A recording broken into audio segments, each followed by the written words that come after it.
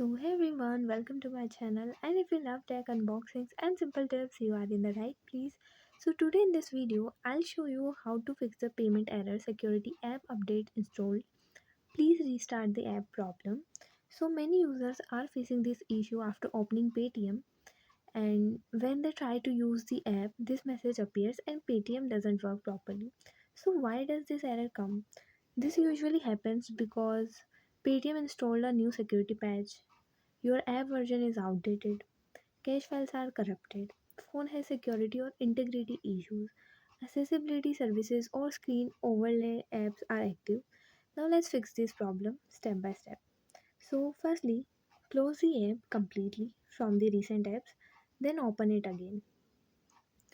And if the problem is still there, open the settings app, click on the apps option, click on Paytm app, tap on storage and cache, and tap on clear cache. Now go back to the home page and open the Play Store app. Now